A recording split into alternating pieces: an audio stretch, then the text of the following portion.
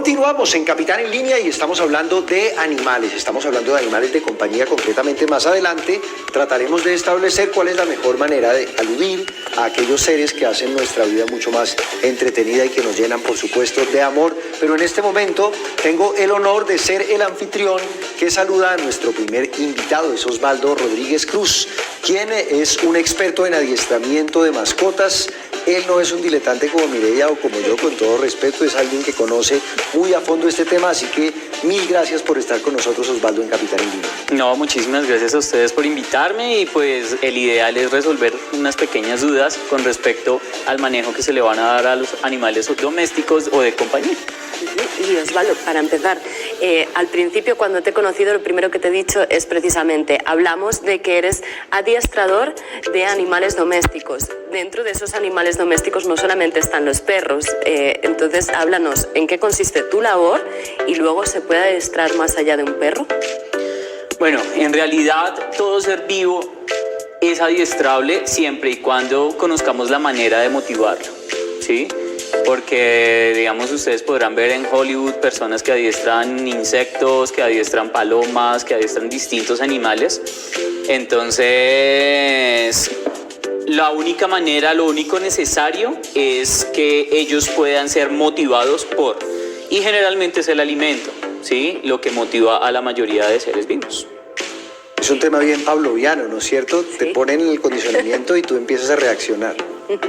Sí, pero por ejemplo, me hablabas de los gatos. En este caso, lo que nos queda como más cerca dentro del adiestramiento está los perros y los gatos. Y me hablabas de las personalidades o gatonalidades que suelen tener los gatos, lo que te permite adiestrarlos o no. Hablemos por ese lado, vayamos por ese y luego ya abrimos la arista de los perros, que creo que es la que nos va a dar más jugo. Ok, bueno, el tema del adiestramiento con los gatos es que ellos tienen 6 tipos diferentes de carácter, ¿sí? Los gatos que podamos precisamente motivar, que tienen un carácter más perruno, más amistoso, que son los que están encima tuyo, curiosos, esos son los gatitos que podemos adiestrar. Porque hay unos gatos que definitivamente prefieren estar aislados, prefieren no estar en contacto con humanos, con personas, por ejemplo, desconocidas. Entonces ahí se complica la cuestión. La manera de adiestrar un animal, yo diría que es con las personas que lo rodean. Yo entreno a las personas que lo rodean porque son las personas que tienen el vínculo directo con el gatito o con el perro. Y esas personas pueden facilitar la labor porque el animal va a estar en confianza, ¿sí? Se va a sentir más tranquilo. Entonces el ideal es que no solamente el adiestrador tenga tiempo con la mascota o con el animal de compañía, sino también con el humano, con la familia en general, para que sepan cómo se le enseña, qué es lo que se le enseña y cómo deben reaccionar a las diferentes situaciones que se le puedan presentar. Osvaldo, quiero resolver una pregunta que teníamos de entrada con Mireia y creo que es una buena manera de empezar a hablar en una terminología similar. ¿Cuál es la mejor manera? Y hay muchas, además, de denominar a aquellos animales que nos acompañan. Unos dicen, a mí me resulta ofensivo, pero es una posición personal, decir que soy el dueño de un perro, ¿no? Muchas veces dice, el dueño del perro se responsabiliza de determinada cosa, el dueño del gato hace eso, porque me parece que es una cosificación de lo que es un ser vivo. Pero tú me decías que tampoco estás de acuerdo con aquello de los papitos y las mamitas y que es mi hijo y demás. ¿Cuál es la manera más sensata de articular ese tipo de relaciones conforme a lo que cada uno piense? ¿Se puede incurrir en errores a veces al humanizar a estos seres? ¿Cuál es como el ABC detrás de todo este tema? Bueno, mira, más que estar de acuerdo o no de acuerdo, eso depende de cada persona. Comencemos por la ley colombiana, por ejemplo, que ven a los animales es como una propiedad y no como una vida, ¿sí? Tú eres el dueño de determinado animal, punto, ¿sí? Pero entonces eso depende más de la manera de pensar. Hoy en día las personas creo que ven a los animales más como unos hijos, ¿sí? Que como simplemente un animalito de compañía. He tenido muchísimos casos, por ejemplo, donde no estaban de acuerdo con la adquisición de un animal y termina siendo la adoración de la casa. Entonces, pues eso va de acuerdo más a la edad de la persona, ¿sí? A la crianza, pero simplemente me parece que cada uno está en la disponibilidad de ver a su mascota como lo que lo quieran ver, siempre y cuando no excedamos los límites y no los humanicemos, porque ahí es donde comienzan a sufrir. ¿Qué es humanizar, por ejemplo, y perdón la interrupción? Un caso concreto de una humanización que pueda ser muy, muy grave, que no es un juego y que puede incluso lesionar físicamente a un perro. Bueno, por ejemplo, las personas que le ponen ropa a los animalitos sin tener en cuenta que los pueden lastimar. Un caso es el de, por ejemplo, un Jack Russell, donde le ponían unos overoles en jean y su movilidad estaba totalmente frustrada. Entonces terminó produciéndole un daño en la cadera y el perro ya no pudo volver a caminar. Entonces esas son las cosas que debemos evitar, y ese es el término de humanizar.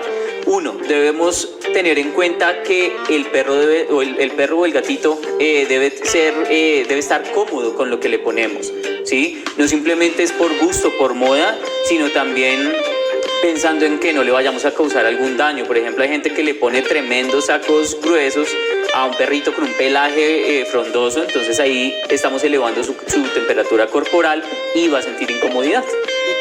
Y Osvaldo, tú que te dedicas a adiestrar, dentro de todo ese proceso entra en juego la psicología también. En este caso vamos a hablar, por ejemplo, de los perros. El hecho de que del comportamiento del humano finalmente con los perros también tiene una condición y tiene una mella en esa psique perruna, por decirlo de alguna forma, y altera el comportamiento del animal, ¿o no tiene nada que ver y tendríamos que separar una de la otra? En definitiva, ahí sí, como dicen, el perro se parece a su dueño. ¿Por qué? Porque la psiquis del perro se desarrolla en base a su entorno. En su entorno está el lugar donde vive, el parque a donde lo saca, la gente que lo rodea, el manejo que se le da a su rutina. Entonces sí podemos crear animalitos que mentalmente no están estables al humanizarlos, al consentirlos demasiado, obviamente también al maltratarlos. Pero entonces debemos tener en cuenta que un animal no se comporta mal solamente por ser maltratado, sino también por el exceso en el manejo ya de cariño, alzarlo, apretarlo, incomodarlo por tratar de brindarle demasiado amor. Que también es tremendamente peligroso. Osvaldo, estaba pensando yo en este tema del trato y demás, y de la forma como se trata o se denomina a un perro y de la conducta que se tiene con los perros, y me pregunto qué objetivo tiene en primera instancia el hecho de adiestrar a un perro. Y estoy hablando concretamente de perro porque es el caso más común, pero podríamos hablar de otras especies.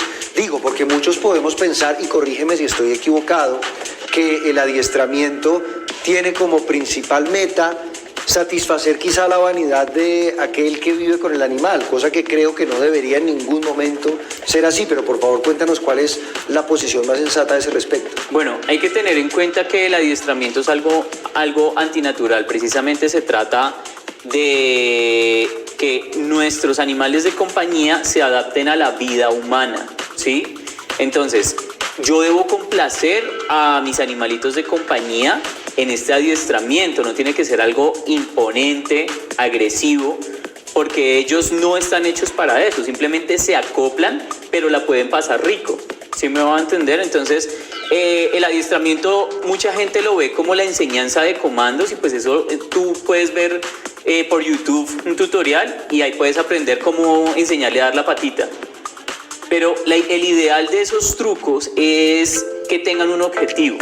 Por ejemplo, dar la patita, pero al mismo tiempo dar un refuerzo positivo, bien sea una caricia, bien sea una croqueta.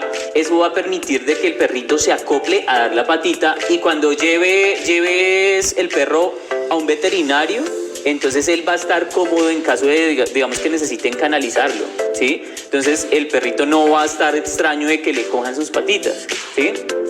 Entonces es una manera de darles comodidad a nuestros animalitos de compañía para que se adapten a nuestra vida. Porque por más de que sean animales domésticos, ellos tienen instintos y tienen su parte salvaje que jamás se va a borrar. Simplemente hay que manejarla y moldearla para que se adapte a la vida humana. Es un tema muy interesante porque finalmente llevamos muchos, digamos que desde los inicios que podamos recordar de la humanidad, hemos tenido a los perros en este caso acompañándonos, o sea, han sido adiestrados desde hace mucho tiempo, pero es esa naturaleza que finalmente pues no se ha podido combatir, por decirlo de alguna manera. Y hay otra cosa dentro del adiestramiento, y es que hay en esa necesidad de que el perro se adapte a la vida humana, también el hecho de tener un adiestramiento, una formación, hace que en muchas ocasiones perros que son muy nerviosos, que gestionan muy mal, pues no las emociones, pero pues el poder estar con otros animales, se estresan muchísimo. El adiestramiento es una forma también de darle como que ese orden a los pensamientos del animal y también como que darle tranquilidad. Antes de que nos expliques cómo es todo este proceso mental también para los perros, Nosotros seguimos aquí hablando con Osvaldo, quien es experto en adiestramiento de animales de compañía, lo vamos a decir así. Me rehúso a decir mascotas, fíjense, me suena utilitarista.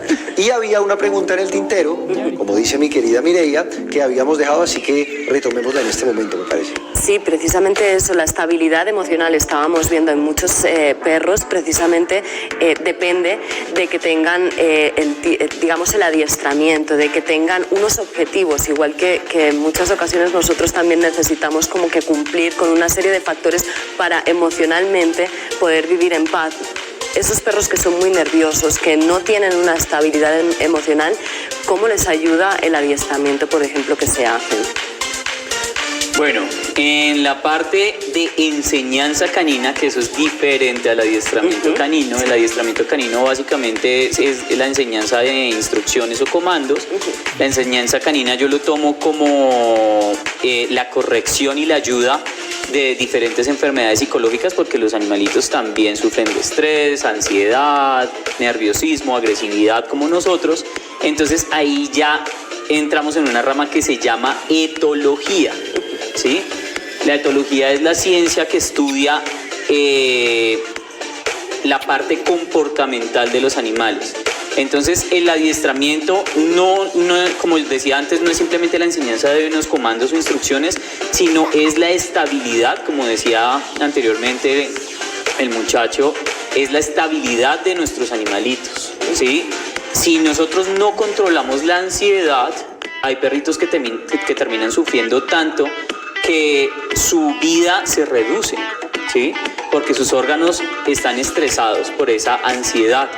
La ansiedad, no hay ansiedad positiva o ansiedad negativa, simplemente hay ansiedad que depende, hay perritos que se ponen ansiosos por la salida, hay perritos que se ponen ansiosos por el alimento, hay perritos que se ponen ansiosos por nuestros modismos. Por ejemplo, ahorita con este tema de la pandemia, tú te pones un tapabocas y el perro ya sabe, vas a salir. Y si vas a salir, me llevas. Entonces ahí comenzamos con temas de ansiedad. Entonces, por ejemplo, un consejo que yo le doy a mis clientes es que ellos se pongan el tapabocas cuando están en teleconferencias, trabajando en casa, para que rompamos esos hábitos que van generando que nuestros perros sientan ansiedad por determinados elementos o por determinadas acciones que nosotros hacemos, como cambiarnos los zapatos, ponernos un abrigo. Todos estos temas hacen que nuestros animales ya asocien que algo va a suceder, ¿sí? Entonces es importantísimo que el adiestramiento le permita romper esas malas asociaciones para que no se generen estas enfermedades y nuestros animales de compañía sean totalmente neutros y tranquilos. Y es verdad, no hay nada peor para mí lo que cuando cuando siente el roce de la tela, del forro, de la chaqueta o del chaleco, inmediatamente sabe que yo me voy a ir. Me voy a meter en un terreno que se sale un tanto de lo que hemos venido hablando y quizá toque un poco lo político, un poco lo sociopolítico, y es lo siguiente. Siento que, sobre todo en años recientes, la sociedad ha recibido mucho de los animales. Es decir, no solamente estamos hablando de quienes hacen gracias, que nos divierten y demás, sino que muchos animales están trabajando en antiexplosivos, están sirviendo como compañía a quienes tienen problemas de vista, están cumpliendo con una gran cantidad de funciones, detectando drogas en aeropuertos y demás. Es decir, son unos aliados de excepción para la humanidad en muchas circunstancias, y a veces pienso, y perdóname si estoy equivocado, que no estamos compensándolos de la manera debida. Es decir, los usamos para muchas cosas y todavía es muy difícil que en muchos centros comerciales, no es el caso de todos, y que en muchos restaurantes los animales sean admitidos. Es un tema bien complicado. ¿no sería hora de pronto de ponernos la mano en el alma y decir, estamos recibiendo, somos recíprocos, quizá podemos hacer una sociedad más amigable con los animales? Porque a veces yo veo hasta repudio, ¿no? Uno se sube al ascensor, yo que convivo con Milo, y se cambian al del frente con tal de no enfrentarse con esa chanda o con ese ser abominable que finalmente no es otra cosa que un amigo. Bueno, ahí el tema es más humano que otra cosa, ¿sabes? Porque lo que pasa es que lamentablemente todavía hay muchos humanos que no se responsabilizan de sus animales de compañía. Debemos tener como prioridad el entendimiento de que son seres vivos con necesidades y yo debo suplir esas necesidades porque ya estoy encargado de esa vida. Hay gente que adopta o compra un animal de compañía, pero quiere que básicamente sea un robot. Entonces, sí, pero es que yo no quiero salir hoy porque está lloviendo. El animal de compañía necesita quemar esa energía, ¿sí? Si no, ese cúmulo de energía lo que va a provocar es problemas mentales y se va a desestabilizar. Entonces, es necesario de que yo tenga como base que yo tengo que cumplir y responsabilizarme por esa vida. Dentro de esos principios está el recogerle sus excrementos, el no permitir que orine en lugares donde va a ser incómodo el olor para mis vecinos. Si mi perro ladra es porque me está llamando la atención, entonces debo mirar si es por hambre, si es por hacer sus necesidades, si es porque quiere jugar. Entonces el ideal es no incomodar a los demás y eso es lo que no hemos aprendido a entender. Y el tema por ejemplo, de los centros comerciales, ellos ya se están dando cuenta de que sí, definitivamente se puede, pero que los humanos somos los que terminamos adaptándonos a que hay unas reglas que básicamente parten del respeto hacia los demás. Y más allá de todas estas cosas que debemos tener en cuenta, que son muy importantes, por ejemplo, el tiempo que le puedo dedicar. Justamente cuando estábamos antes de venir aquí en maquillaje, me preguntabas, ¿tienes animales? No tengo tiempo para sacarlos, me encantan, toda la vida he convivido con ellos, pero tengo un espacio muy pequeño, no tengo el tiempo suficiente para dedicarles, y es muy importante que la gente tome conciencia antes de tener un animal en casa, que pues es, como bien decías, una vida que te va a acompañar por muchísimos años, que tiene una serie de necesidades, que son unos gastos en muchísimas ocasiones que también uno tiene que hacer frente, como por ejemplo pues el veterinario, como el adiestrarlo. Son muchísimas cosas las que uno debe tener en cuenta. ¿Qué cosas se debe tener en cuenta, por ejemplo, en el caso de los perros, antes de tener un perro en casa? Bueno, yo en ese momento estoy escribiendo un libro para ayudar a las personas precisamente con ese tema, porque créeme que del 100% de las personas que me contactan, el 5% hacen lo correcto, que es primero informarse y después ahí sí adquirir. Hay gente que, digamos, compra un perrito por lindo, pero no sabe que ese perrito es un deportista natural. Entonces, no, pero es que yo solamente tengo media horita en la mañana y media horita en la noche. Entonces ahí vamos a comenzar a tener problemáticas y a generar inconvenientes en nuestra propia vida, ¿sí? Entonces ahí lo importante es, 1, investigar sobre la raza. 2, quitarnos ese tabú de que perro grande necesita espacio grande, porque no es así. Perro grande lo que necesita es unas salidas donde pueda quemar su energía, porque generalmente estos chicos terminan acostaditos, durmiendo al lado de uno. Su metabolismo es mucho más desacelerado que el de un perro pequeño, ¿sí? Si ustedes se fijan, los perros pequeños son los que andan detrás de uno, están activos todo el día. Los perritos grandes mantienen echaditos, pero ya cuando necesitan quemar energía, comienzan a ladrar, comienzan a llamarte la atención, comienzan a llevarte el juguete. Entonces hay que romper el tabú de que todas las razas grandes necesitan un montón de espacio, porque no están así. Simplemente lo que necesitan muchas veces es tiempo, y en eso es lo que tenemos que fijarnos. Hay perritos que se pueden adaptar a nuestra falta de tiempo, hay perritos que se pueden adaptar a nuestra falta de espacio. Lo importante es cumplirles con sus necesidades. Si nosotros tenemos un perrito con las necesidades satisfechas, vamos a tener un perrito feliz. Osvaldo, quiero preguntarte algo gatuno. y es lo siguiente. Tú hablabas hace un rato de la naturaleza. Hay una naturaleza que uno tiene que es el resultado de cientos de millones de años de evolución y que viene prendida a uno genéticamente y que quizá que es inevitable, probablemente. No hay muchas cosas que no pueden cambiar porque están incorporadas en la psique de uno. Dicen que los gatos les tienen naturalmente fobia a los espacios húmedos, al agua y demás. Sin embargo, conozco casos de algunos personajes que conviven con gatos que desde que están en su más tierna, no sé si decir infancia o gatunidad o cuál será la mejor palabra, edad, pero desde su más temprana despertar, digamos, un más temprano despertar al mundo, están teniendo contacto con el agua, los bañan, empiezan a conocer lo que significa el agua y renuncian a esa fobia. Lo mismo sucede, por ejemplo, muchos gatos adultos. Yo adopté un gato adulto en algún momento y sacarlo de la casa era muy difícil, se resistía mucho a que lo sacáramos de ese espacio de tranquilidad donde él estaba. Es posible, mediante ciertas prácticas, mediante ciertas disciplinas desde muy temprano, moderar un tanto ese tipo de conductas, o definitivamente hay que dejar que el gato rechace el agua porque el gato debe rechazar el agua y que el gato no salga en determinados momentos? Bueno, ahí lo que es crucial es actuar en la primera etapa, como tú llamas, de la vida de los animales. Ahí es cuando ellos se adaptan, ¿sí? Por ejemplo, han habido muchos casos de animales que adoptan a otros animales y ellos piensan que son su mamá hasta grandes. Por ejemplo, hace poco hubo un caso de una perrita, una golden, que ella adoptó unos tigres y todo el mundo pensaba que estaba en peligro la perrita y resulta que no, era la mamá de los tigres. Entonces, todo animal se puede adaptar, pero comenzando a una temprana edad. Por eso es que yo aconsejo que dependiendo del tamaño del perrito, así va a ser su desarrollo.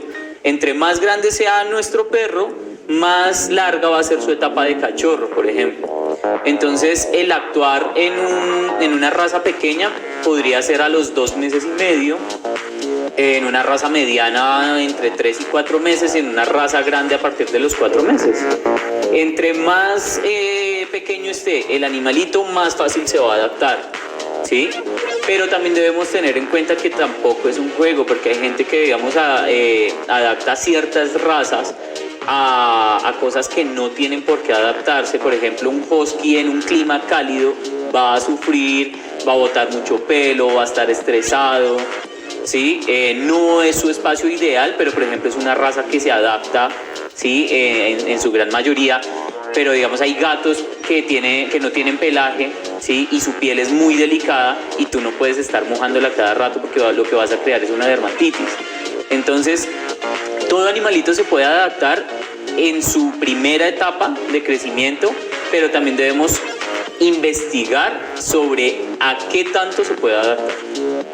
Osvaldo, es impresionante todo lo que se aprende y también, como bien decías, la gran cantidad de mitos que tenemos en torno a cómo podemos tener animales domésticos, sean perros, sean gatos. Es increíble estar hablando aquí contigo y te agradezco que nos hayas dado y arrojado un poco de luz. Dinos, ¿dónde podemos encontrarte? Redes sociales para todos aquellos que quieran un buen adiestramiento para sus perros y también algún gato. Bueno, claro que sí. Puede ser en mi página web www.familiaperruna.com, en mis redes sociales con @familiaperruna19, el 19 porque ya estaba el nombre en Ecuador, o al WhatsApp al 322-841-0227. Bueno, Osvaldo, muchísimas gracias. Nosotros vamos a hacer una breve pausa. No muevan el control porque en segundo regresamos para hablar de más animales domésticos. ¡Súper!